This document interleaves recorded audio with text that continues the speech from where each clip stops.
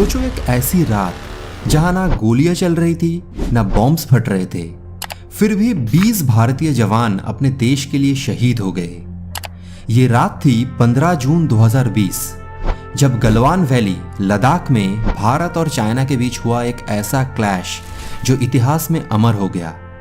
इस क्लैश में भारतीय सेना ने सिर्फ लड़ाई नहीं की, उन्होंने अपने खून बहा दिया ताकि देश के लिए 1 इंच जमीन भी कोई छीन न सके।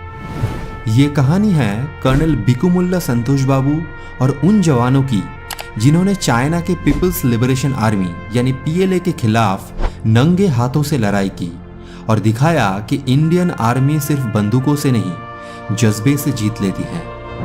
पहले समझते हैं कि हुआ क्या था। गलवान वैली एक पतली सी घाटी है जो लद्दाख में है, इंडिया और चाइना के बीच। 1962 के वार के बाद ये रीजन बहुत ही सेंसिटिव है। दोनों देश ये क्लेम करते हैं कि ये उनका टेरिटरी है, लेकिन 2020 में जब पूरी दुनिया लॉकडाउन में थी, चाइना चुपके से इस रीजन में अपने कैंप्स बनाने लगा। इंडिया ने जब ये देखा तो तुरंत रिएक्ट किया। बात हुई, एग्रीमेंट्स हुए, दोनों साइड्स ने बोला कि दोनों अपने अपने ट्रूप्स हटा लेंगे ताकि पीस बनी रहे। लेकिन चाइना ने एक बार फिर अपने वादे तोड़ दिए। उन्होंने गलवान वैली में एक टेम्पररी पोस्ट बना दिया जहां उनका होना ही इलीगल था। इंडियन आर्मी ने क्लियर बोला था ये पॉइंट म्यूचुअल एग्रीमेंट के बाहर है।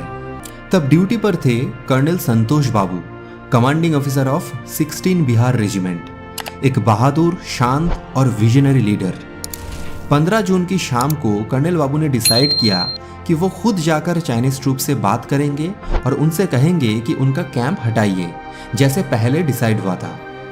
उनके साथ थे कुछ जवान, टोटल 35-40 के करीब।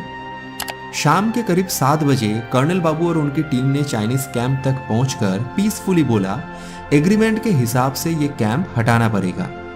चाइनीज ऑफिसर्स ने शुरुआत में मान लिया, पर जैसे ही कर्नल बाबू और उनकी टीम वापस मुड़ रहे थे, अचानक पीठ पर वार किया गया।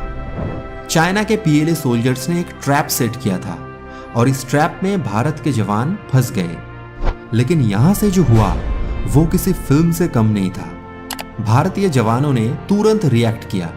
नंगे हाथों से पत्थर, डंडा और लोहे की रॉड से उन्होंने जवानी का जोश दिखाया। रूल्स के हिसाब से दोनों साइड्स के पास गन्स नहीं थी, क्योंकि लाइन ऑफ एक्चुअल कंट्रोल यानी एलएसी पर ऐसे एग्रीमेंट है कि फायर वेपन्स का यूज नहीं होगा। पर इससे एक तरफ फायदा उठाया चाइनीज सोल्जर्स ने। उन्होंने लोहे के रॉड्स पर बार्ब्ड वायर्स लपेट रखी थी और उससे मारना शुरू किया। लेकिन भारतीय जवान भी रुके नहीं। कर्नल संतोष बाबू खुद सबसे आगे थे। उन्होंने खुद चाइनीज कमांडर को घायल किया। उन्होंने अपने ट्रूप्स को बोला, ये हमारी मिट्टी है, इसे कोई छीन नहीं सकता। रात के अंधेरे में 3 घंटे तक लड़ाई चली। खून से लद्दाख की नदी लाल हो गई। इंडियन सोल्जर्स ने अपने भाइयों को मरते देखा, गिरते देखा, लेकिन पीछे नहीं हटे। चाइनीज आर्मी ने सोचा था कि एक छोटी टीम को इजीली हटा देंगे, लेकिन उन्हें भारतीय फौज का असली रूप उस रात दिखा। भारत के 20 जवान शहीद हुए, लेकिन चाइना के 40 से ज्यादा सोल्जर्स या तो मरे गए या फिर नदी में बह गए।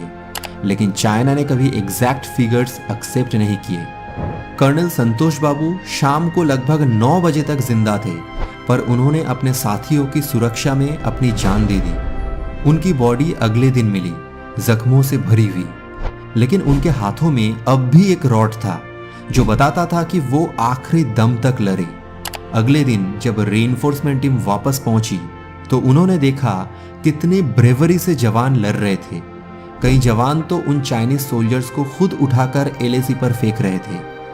ये ऐसा पल था जहां भारत ने सिर्फ एक जवाबी एक्शन नहीं दिया, बल्कि दिखाया कि इंडियन आर्मी किसी भी कंडीशन में हार नहीं मानती।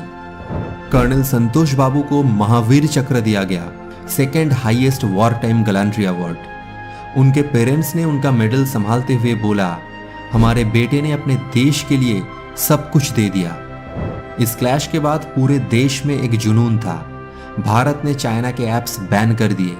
इकोनॉमी से लेकर आर्मी तक हर फील्ड में भारत ने दिखाया कि हम किसी से कम नहीं।